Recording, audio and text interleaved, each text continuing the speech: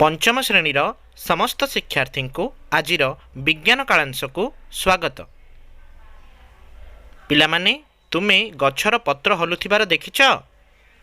गछर पत्र को किए हलाई थाए ना गछर पत्र को पवन हलाई थाए।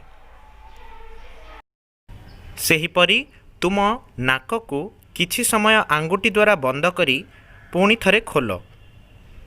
एहा द्वारा कौन जना पड़िबो ना नाक मध्य को वायु प्रवेश करुची और बाहर को बाहरुची।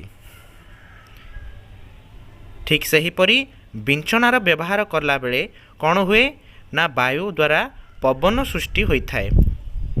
सेहीपरि विद्युत पंखार व्यवहार फल मध्य पवन होइथाए।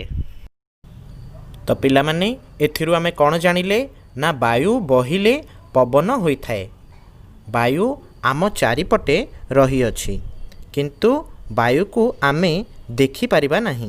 एहा को आमे केवल अनुभव करि परिबा। तो चलो पिला माने वायुर उपस्थिति जानिबा पई एक परीक्षणटीए करिबा।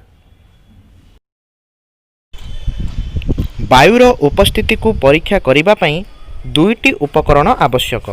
गोटिए हैला गोटिए बाल्टी रे किछि पानी नेबा एवं अन्य एक खाली बोतलटीए नेबा। एही दुईटी को नहीं आमे वायुर उपस्थिति संपर्क रे एक परीक्षणटीए करि परिबा। प्रथमे कौन करिबा, बोतलर ठिपी को बाहर करी बोतल को सीधा सड़क ओलटाई पानी रे बुड़ाइबा। देख बोतल रे किछि अछि कि बोतल रे किछि नाही। वर्तमान कौन करिबा, बोतलटी को सीधा भाबरे पानी भितरे बुड़ाइबा। देखिबा कौन हेउछि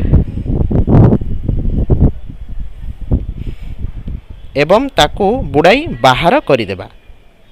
देखिल बोतल मध्यरे किछि अछि कि बोतल मध्यरे किछि पानी प्रवेश करि नाही।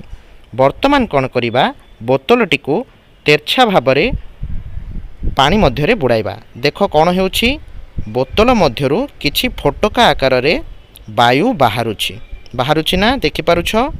ताहाले एथिरु कौन जानि पारिले, बोतल मध्यरे किछि वायु थिला।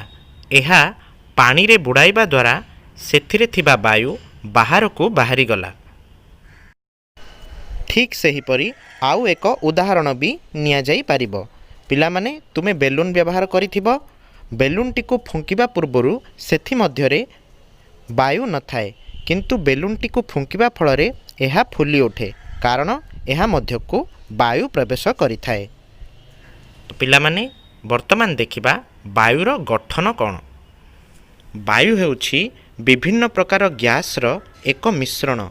एथिरे अम्लजान, जबक्षारजान, अंगारकाम्ल, जलीय बाष्प, धूलिकणा, उद्जान, हीलियम एवं विभिन्न प्रकारर गैस रही अछि। धूलिकणा और जलीय बाष्पर परिमाण सबु समय रे सबु स्थान रे समान न थाए। कलकारखाना और खनि उत्तोलन हेउथिबा स्थान मानकरे अत्यधिक धूलिकणा देखिबाकू मिले कारण सेही अंचल रे जानवाहनर बहुत व्यवहार होइथाए एवं खनिज पदार्थ खनिरु उत्तोलन होइथाए।